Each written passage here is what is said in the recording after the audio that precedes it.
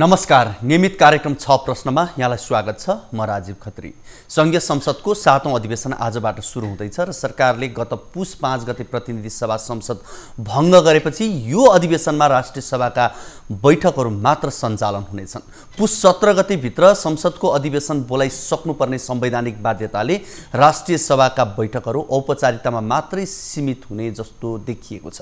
प्रतिनिधि सभा विघटन भएपछि त्यसविरुद्ध सर्वोच्च अदालतमा मुद्दा विचाराधीन रहेको र सडकमा आन्दोलन चर्किरहेको बेला बोलाइएको अधिवेशनको सुरुवातमै प्रतिनिधि सभा विघटनको विषय सभामा उठाउने तयारी विपक्षी सांसदहरूको रहेको छ। प्रतिनिधि सभा विघटनकै कारण सत्तारूढ दल नेकपा विभाजित भएको छ। त्यसैले नेकपाको दाहाल नेपाल समूह समेत प्रतिपक्षी कितामा उभिने तयारीमा छ। 59 सदस्यीय राष्ट्रिय सभामा अध्यक्ष गणेश प्रसाद तिमिल सिन्हा बाहेक नेकपाका 49, काङ्ग्रेसका 6 र जनता समाजवादीका 3 सांसद छन्। आज हामी संसदको काम कारबाही कसरी अगाडि बढ्ला लगायत पछिल्लो राजनैतिक सन्दर्भमा रहेर कुराकानी गर्छौँ। हामीसँग हुनुहुन्छ राष्ट्रिय सभाका सांसद एवं नेकपाका नेता रामनारायण बिडारी। बिडारीजी, यहाँलाई स्वागत छ। धन्यवाद। अब आजबाट राष्ट्रिय सभाको बैठक बस्दैछ। सांसदहरूले प्रतिनिधि सभा विघटनको विषयमा कुरा उठाउन मिल्ने कि नमिल्ने भन्ने बहस पनि सुरु भएको छ। मैले पहिला यहीँबाट सुरु गरेँ यहाँसँग, मिल्ने कि नमिल्ने? के कारणले नमिल्ने? देशमा यत्रो उत्पात भएको छ, सडकमा त्यत्रो आन्दोलन भइराखेको छ, सारा चाहिँ पत्र पत्रिका मिडिया सञ्चारकर्मी सबै, त्यसको अतिरिक्त बुद्धिजीवी सङ्घ संस्था, देशको सम्पूर्ण घर घरमा अहिले छलफल, कुना कुनामा, टोल टोलमा, चौबाटोमा, सारा ठाउँमा छलफल यसैको छ। यो कुरो चाहिँ राष्ट्रिय सभाका सदस्यहरू चाहिँ अन्धो भए जस्तो गरी, मुखै नभए जस्तो गरी, शालिक जस्तो गरी बहलन त थिए।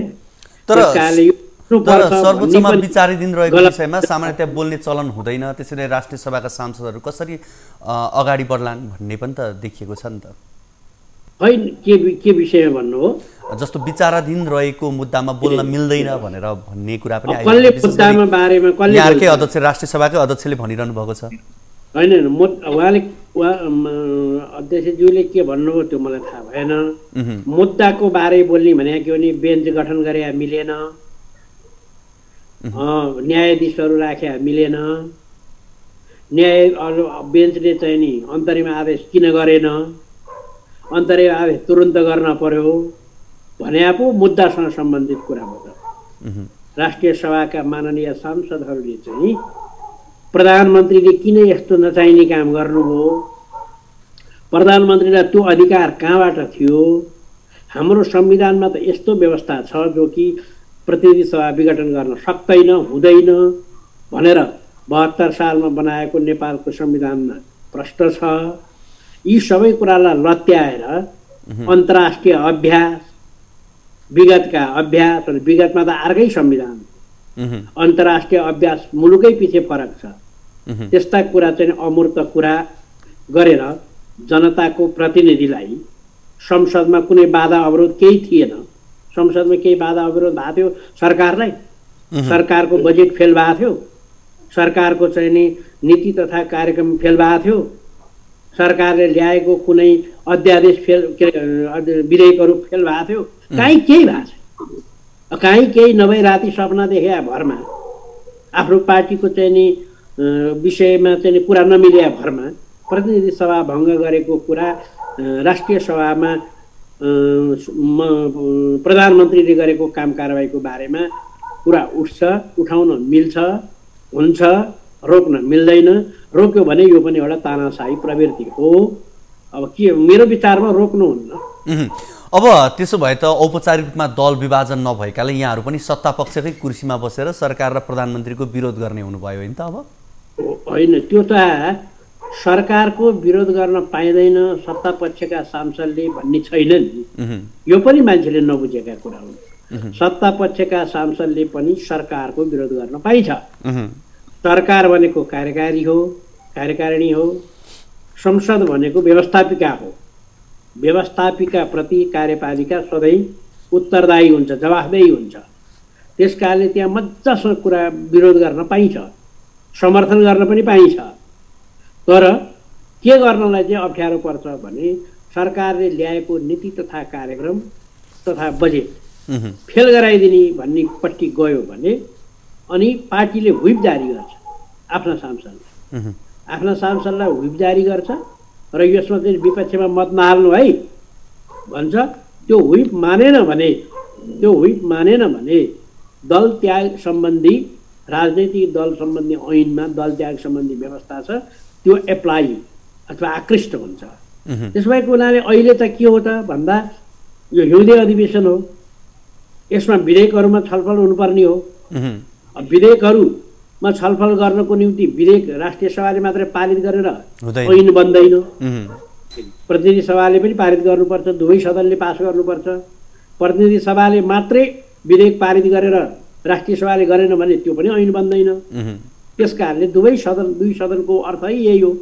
त्यस कारणले विधेयकमा नि धेरै गम्भीर छलफल गरिराख्नुपर्ने कुरा छैन।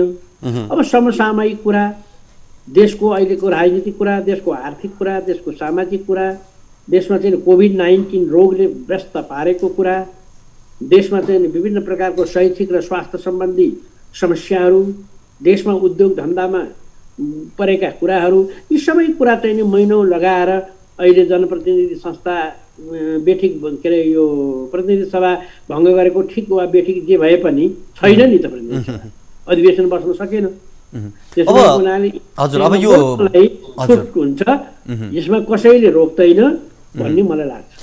अब यो गत असारमा असार 18मा सङ्घीय संसदको बैठक अन्त्य भएपछि सरकारले यो 7वटा अध्यादेश जारी गरेको छ र संविधानको धारा 144 अनुसार जारी अध्यादेश सङ्घीय संसदको बैठकमा प्रारम्भ भएको दिन पेश गर्नुपर्ने भनेर भनिएको छ। अब यो संसद अधिवेशन बस्दै गर्दा अब काम कसरी अगाडि बढ्ला र यी अध्यादेशका सन्दर्भमा कसरी अगाडि बढ्ला? अब अध्यादेश चाहिँ कस्तो छ भने हेर्नुहोस् न, हाम्रो यो प्रधानमन्त्रीज्यूले प्रतिनिधि सभा विघटन गर्ने सपना देखेर त्यो मूर्ख्याइ गर्नुभयो भन्छु म। उहाँले आफ्नो पार्टीभित्र कुरा मिलाउनु पर्थ्यो, पार्टीमा फेस गर्नु पर्थ्यो, संसदमा फेस गर्नु पर्थ्यो। उहाँलाई प्रधानमन्त्रीबाट हट्न पर्ने परिस्थिति आए हट्दै पनि हुन्थ्यो, परिस्थितिले नआउने बनाउन सकिन्थ्यो, इत्यादि छँदै थियो। हाम्रो संविधानले के कल्पना गरेन भने प्रतिनिधि सभा यसरी भङ्ग हुन्छ भन्ने कल्पना नगरे हुनाले विधेयक अध्यादेशको बारेमा के लेख्यो त भने सङ्घीय संसदको दुवै सदनमा पेश गर्नुपर्छ भने। सङ्घीय संसदको दुवै सदन अहिले छैन, अनि सङ्घीय संसदको दुवै सदनमा पेश गरेपछि 60 दिनभित्रमा सङ्घीय संसद दुवै सदनले यसलाई स्वीकृत गरे लागू हुन्छ, अस्वीकृत गरे त्यो चाहिँ निष्क्रिय हुन्छ भनेको। 60 दिनभित्रमा के पनि गरेन भने पनि निष्क्रिय हुन्छ भने। त्यस कारणले अब 60 दिन कहिले सुरु हुन्छ त भन्यो। फेरि 60 दिन कहिले सुरु हुन्छ त भन्दा दुवै सदनमा चाहिँ नि एकैचोटि पेश भयो नि त्यही दिनबाट भइगयो। एउटा सदन अलि पछि बस्यो, एउटा सदन अलि अगाडि बस्यो भने पछाडि बस्ने सदनबाट चाहिँ 60 दिनको म्याद सुरु हुन्छ भन्यो। त्यसो भएको हुनाले पछाडि बस्ने सदन भने त प्रतिनिधि सभा हो। अब प्रतिनिधि सभा छैन, अब कहिले प्रतिनिधि सभा बिउतिन्छ र फेरि प्रतिनिधि सभा चाहिँ नि बस्छ। यी सारा चिज कम्प्लिकेटेड कामहरू भइराखेका छ। त्यसो भएको हुनाले राष्ट्रिय सभामा ती आउँछ त्यो विधेयक, राष्ट्रिय सभामा त्यो चाहिँ अध्यादेश आउँछ। आएपछि माननीय सांसदहरूले त्यसमा छलफल गर्नुहुन्छ, त्यसलाई स्वीकृत गर्नुभयो भने त्यो चाहिँ नि लागू हुन्छ। त्यसमा पनि फेरि प्रतिस्थापन सम्बन्धी अर्को चाहिँ नि अध्यादेश प्रतिस्थापन सम्बन्धी विधेयक ल्याउनुपर्छ। त्यो अध्यादेशलाई हटाएर अब ऐनै बनाउने खालको विधेयक ल्याउनुपर्छ। त्यो ल्याएपछि पनि राष्ट्रिय सभामा ल्याएर के गर्नु, त्यहाँ पास भएर प्रतिनिधि सभा छैन। यसरी देशबन्दी हुने भयो, विकास निर्माणको कार्य ठप्प हुने भयो, बजेटहरू अनावश्यक खर्च हुने भयो, जनताले अनावश्यक दुःख पाउने भए। त्यसै भएर संविधानमा 5-5 वर्षमा प्रतिनिधि सभाको चुनाव हुन्छ र प्रधानमन्त्रीले विचार भङ्ग गर्नलाई मिल्दैन है। कहिलेसम्म? जबसम्म प्रतिनिधि सभाले प्रधानमन्त्री बनाउन सक्षम छ तबसम्म मिल्दैन भनेर गरियो। यो कुरालाई चाहिँ नि बर्खिलाप भएको कारणले गर्दा सबै ठाउँमा अस्तव्यस्त भयो। त्यसो भए त अब राष्ट्रिय सभा बैठक पनि औपचारिकता मात्रै सीमित हुने चाहिँ देखियो। राष्ट्रिय सभाको बैठकको महत्त्वपूर्ण कुरा भनेको अहिलेलाई चाहिँ के हो भने एक नम्बर कुरा भनेकै राष्ट्रिय सभाभित्र 4वटा विषयगत समितिहरू छन्, संसदीय समिति, जसमध्ये एउटा समितिको चेयर मैले पनि गर्छु।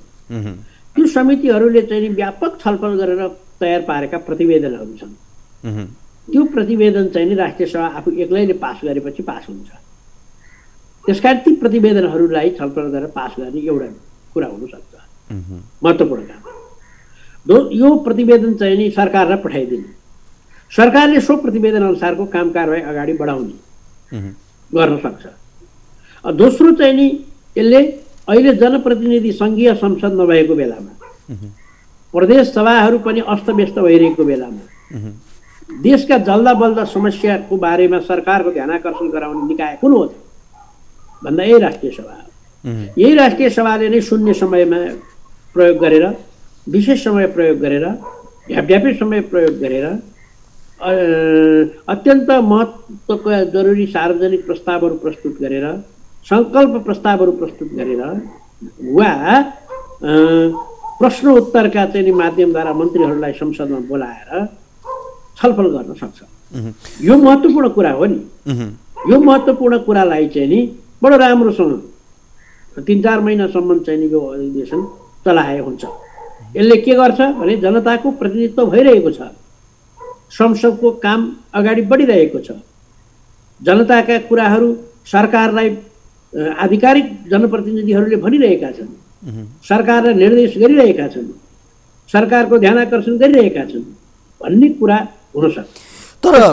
हजुर, तर जब अब यो विधेयकहरू केही हुँदैनन्, जनताका आवाज मुखरित गरौँ भनेर विशेष समय, शून्य समय मात्रै राखेर हाउस लामो समयसम्म चल्ने कुरा पनि त नहोला नि फेरि। त्यसमा चाहिँ विधेयकहरू छन् नि, हामीसँग 17-18वटा विधेयकहरू चाहिँ नि दर्ता छन् क्या अरे, मलाई एक्ज्याक्ट त त्यति थाहा छैन, अहिले हेरेको छैन मैले। 7-8वटा चाहिँ समितिबाट पारित पनि भइसकेका अथवा पारितको अन्तिम अवस्थामा पुगेको अवस्था छ। यी विधेयकहरू पारित गरिदियो भने के हुन्छ त भने त्यो विधेयक पछि प्रतिनिधि सभा त चाँडै नै बिउतिन्छ। यो प्रतिनिधि सभा चाहिँ नि विघटन गैर संवैधानिक, संविधान विरुद्धको भएको हुनाले यो प्रतिनिधि सभा आएपछि फेरि अब ती विधेयकहरू प्रतिनिधि सभामा जान्छ र प्रतिनिधि सभाले पास गर्छ। त्यसपछि राष्ट्रपतिले प्रमाणीकरण गर्नुहुन्छ। म यो यहाँले जसरी प्रतिनिधि सभा आउँछ भनेर जसरी भन्नुभयो, यो विषयमा म यहाँसँग एकछिनपछि प्रवेश गर्छु। तर सत्तारूढ दल विभाजित छ, विपक्षी दल पनि विरोधमा भएका कारणले गर्दा हाउसको काम कारबाहीमै असर पर्ने हो कि अवरोध हुने हो कि विवादमा मात्रै सकिने हो कि भन्ने आशंका पनि त त्यतिकै छन् नि। होइन, संसदमा विवाद हुने कुरा त संसदीय प्रणालीको चाहिँ नि विशेषता नै हो नि। संसदमा कहाँ एकमत हुन्छ त? संसारको कुन देशमा छ? तपाईँले संसारको संसदीय प्रणाली हेर्नुहोस् न। संसदीय प्रणालीमा पक्ष हुन्छ, विपक्ष हुन्छ, सरकारको विरोध हुन्छ, समर्थन हुन्छ। सुन्न सक्नु पर्यो नि। तानाशाहहरू हो र भने अहिलेको सरकार सुन्नु पर्यो नि, आलोचना सुन्नु पर्यो, प्रशंसा सुन्नु पर्यो। प्रशंसा मात्र खोज्ने, आलोचना सुन्नै नसक्ने त्यो त निकृष्ट निरङ्कुश तानाशाहहरूको मात्रै काम हुन्छ। त्यो त मजाले सुने भइगयो नि, कुट्दैनन्। राष्ट्रिय सभामा त्यस्तो कुटाकुट हुँदैन, राष्ट्रिय सभाले भाषणी काम गर्दैन, नारा पनि प्राय धेरै लाउँदैन। राष्ट्रिय सभाले तर्क वितर्क गर्छ। तर्क वितर्क जनताले सुन्छन्, प्रधानमन्त्रीले सुन्नुहुन्छ, मन्त्रीले सुन्छन्, ठिक लाग्यो प्रयोग गर्छन्, ठिक नलागे भएन भन्छन्, आउँछन्, जवाफ दिन्छन्। कुरा गर्दैमा डराउने हो भने त राष्ट्रिय सभा किन बना, प्रतिनिधि सभा किन बना, जनप्रतिनिधि किन राखे, प्रधानमन्त्री एउटा राखिदिनु, सेना राखिदिनु भइहाल्यो। कसैले कुट्न आयो भने सेना खटाइदिनु, अरू काम फटाफट प्रधानमन्त्रीले गर्नु किन नगरे? किन यत्र संवैधानिक अङ्ग राखे? किन अदालत राखे? किन चाहिँ संसद राखे? संसदले दुईवटा सदन किन राखे? 2 सदन किन बनाए? अनि त्यत्रो संविधानमा चाहिँ उल्लेख गरेर अविश्वासको प्रस्ताव संसदमा पेश हुन्छ भनेर किन लेखे? अविश्वासको प्रस्ताव पेशै गर्न नसक्ने काहेर हो भने अविश्वासको प्रस्ताव पनि संसदमा पेश हुन्छ भनेर संविधानमा धारा 100 किन लेखे? भनेपछि त्यो प्रयोग गर्न लेखे हो नि। बहादुर कोही छ भने विश्वास र अविश्वासको प्रस्ताव फेस गर्न सक्नु पर्यो। कायर र काँथर छ भने सेना र पुलिस ल्याएर झडप गर्नु पर्यो। कुरा त यति नै हो। अब यहाँले अघि सुरुमै पनि भन्नुभयो संसद पुनर्स्थापना हुन्छ भनेर, यहाँले जुन विश्वस्त भएर भनिरहनुपर्छ। हुन त प्रधानमन्त्रीले संसद विघटन गरिसक्नु भएको छ, नयाँ निर्वाचनको मिति घोषणा गरिसक्नु भएको छ, उहाँ अब निर्वाचनको माहौल बनाएर जाउँ भनेर भनिसक्नु भएको छ। तर प्रतिपक्षमै हेर्ने हो भने पनि नेपाली कङ्ग्रेसमा पक्ष र विपक्षमा विभक्त भएकै देखिन्छ। अब यो अवस्थामा अदालतबाट अब रामशाहपथतिर सबैको यो ध्यान जाँदै गर्दा रामशाहपथले नै भोलि यसलाई पुनर्स्थापना गर्छ या गर्दैन भन्ने कुरा पनि त त्यतिकै आशंका त छ। तर भोलि यदि संसद विघटनलाई प्रधानमन्त्रीको कदमलाई रामशाहपथले स्वीकार्यो भने त फेरि निर्वाचनतर्फै अगाडि बढ्नु पर्ला नि। तपाईँलाई म एउटा यो राजनीतिक कुरा भन्छु अनि कानुनी कुरा गर्छु। राजनीतिक कुरा चाहिँ के हो भने निर्वाचन गर्नको निम्ति यो प्रतिनिधि सभा विघटन गरेको होइन। किनभने निर्वाचन गर्यो भने त 1 वर्षभित्रमा अर्को प्रधानमन्त्री आउँछ। अर्को प्रधानमन्त्री आएर उसलाई पनि डिस्टर्ब हुन्छ। फेरि अब त कस्तो प्रधानमन्त्री आउने भयो भन्दा कुनै दललाई बहुमत दियो भने पनि हुँदो रहन्छ भन्ने जनताले बुझे। अब कसैलाई बहुमत नदिने सम्भावना छ। त्यसपछि 2-3 दल मिलेर सरकार बनाउँछ। एउटै दलमा त यस्तो छ भने 2-3 दल मिलेर बनाएको छ नि सरकार, कस्तो होला? त्यहाँ विवाद हुन्छ। विवाद भएपछि त्यो चाहिँ नि प्रधानमन्त्रीले फेरि प्रतिनिधि सभा भङ्ग गर्छ। अन्त यो त चक्र चलिरहने भयो त। त्यही चक्र नचलोस् भनेरै अहिलेको हामीले बनाएको संविधानमा प्रधानमन्त्रीले प्रतिनिधि सभा भङ्ग गर्नलाई 4 तह पार गरेपछि मात्रै सक्छन्। यो प्रधानमन्त्री अहिले भइरहेको केपी शर्मा ओली हटाइयो अविश्वासको प्रस्तावद्वारा। मैले कानुनी कुरा गरिरहेको छु, हटाइयो। अनि त्यसपछि चाहिँ नि अर्को प्रधानमन्त्रीको बन्नुभयो। त्यो अर्को प्रधानमन्त्रीले पनि विश्वासको मत लिन सक्नु भएन। त्यसपछि अर्को चाहिँ नि प्रधानमन्त्री बन्नुभयो। त्यो चाहिँ ठुलो दलको प्रधानमन्त्री, सबभन्दा धेरै भोट ल्याउने दलको प्रधानमन्त्री, त्यसले पनि विश्वासको मत प्राप्त गर्न सकेन। त्यसपछि अर्को संसदभित्र प्रतिनिधि सभाभित्र सक्रिय सांसद कोहीले म सरकार बनाउँछु भनेर उसले सरकार बनायो। विश्वासको मत उसले पनि प्राप्त गर्न सकेन भने अब प्रतिनिधि सभाले प्रधानमन्त्री चुन्न सकेन, प्रतिनिधि सभाले प्रधानमन्त्री चयन गर्न सकेन भन्ने यकिन भएपछि मात्रै प्रतिनिधि सभा विघटन गर्ने होइन, प्रतिनिधि सभा विघटन हुन्छ। बेलायतमा पनि अहिले प्रतिनिधि सभा त्यहाँको प्रधानमन्त्रीले विघटन गर्न सक्दैन। त्यस कारणले अर्का देशको ऐन हेरेर, अर्का देशको संविधान हेरेर नेपालमा गर्ने हो। 47 सालको चाहिँ नि भूत भइसकेको संविधान हेरेर अहिले 72 सालमा बनेको संविधान, नेपालको संविधानलाई कार्यान्वयन गर्ने हो र? त्यसकारण व्यवस्था नयाँ आयो, थोत्रो पुरानो जीर्ण को सरकार बन्यो। त्यस कारणले यो मिलेन। त्यस भएर मैले के भन्न खोजेँ भने अहिले प्रतिनिधि सभा रामशाहपथ भन्नुहोस् या चाहिँ नि शीतल निवास भन्नुहोस् या चाहिँ नि के अरे सिंहदरबार भन्नुहोस्, जे भन्नुहोस्, अहिले प्रतिनिधि सभा विघटन हुन्छ भनेर अलिकति पनि विधिशास्त्रमा ज्ञान भएको, अलिकति पनि अक्षर जान्ने कसैले पनि भन्दैन प्रतिनिधि सभा विघटनै हुँदैन। अब अलिकति हजुर, अब अलिकति फरक प्रसङ्गको कुराकानी गरौँ। तपाईँले एउटा मान्छे देख्नु भएको छ सरकारको वरिपरि बसेर तलब भत्ता खाएका मान्छे बाहेक अरू कोही मान्छे, स्वतन्त्र मान्छे अलिकति फेरि त्यो हातमा बन्दुक लिएर ठोक्दै हिँड्छु भन्नेको कुरा छोड्नुहोस्।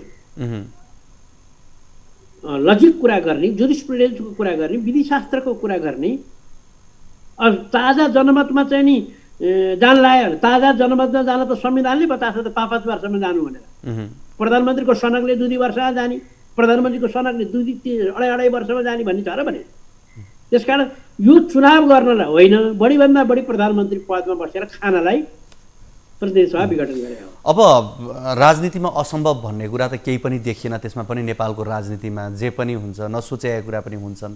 अब पछिल्लो समय हेर्नु भने वामदेव गौतम र त्यसमा पनि राष्ट्रिय सभामै उहाँ जोडिँदै गर्दा उहाँको भूमिका तटस्थ रहने कुरा पनि एक प्रकारले देखिरहेको अवस्थामा उहाँले पार्टी एकीकृत हुनुपर्छ, फेरि एक ठाउँमा उभिनुपर्छ भन्दै गर्दा तपाईँको विचारमा नेकपा एकीकृत हुन सक्ने वा दुई समूह मिल्न सक्ने ठाउँहरू छन्? किन नसक्नु? 5 वर्षसम्म सरकार चलाऊ भनेर नेकपालाई जनताले भोट दिएका हुन्। त्यसलाई प्रचण्ड प्रधानमन्त्री हुने या चाहिँ नि माधव नेपाल प्रधानमन्त्री हुने या चाहिँ नि ओलीजी प्रधानमन्त्री हुने भनेर दिया होइन। नेपाल कम्युनिस्ट पार्टीको चुनाव चिन्हमा नेपाल कम्युनिस्ट पार्टीलाई भोट दिएको हो। त्यो बेलामा नेपाल कम्युनिस्ट पार्टी हामी बन्छौँ, 2टा पार्टी हामी छौँ, अहिले मिलेर चुनाव लड्यौँ, अब चुनावपछि एउटै हुन्छौँ भनेपछि पार्टीलाई भोट दियो। अब त्यो पार्टी अहिले छासमिस भयो। पूर्व एमाले र पूर्व माओवादी भन्ने छुट्टिएन नि, अहिले छासमिस भयो नि। अहिले चिनी र पानी घुले जस्तो भयो। त्यसमा प्रधानमन्त्रीले ओलीजी चाहिँ नि प्रधानमन्त्री हट्दा पनि कुनै व्यत्यास पर्दैन। ओलीजी 5 वर्षसम्म प्रधानमन्त्री भइरहँदा पनि कुनै व्यत्यास पर्दैन।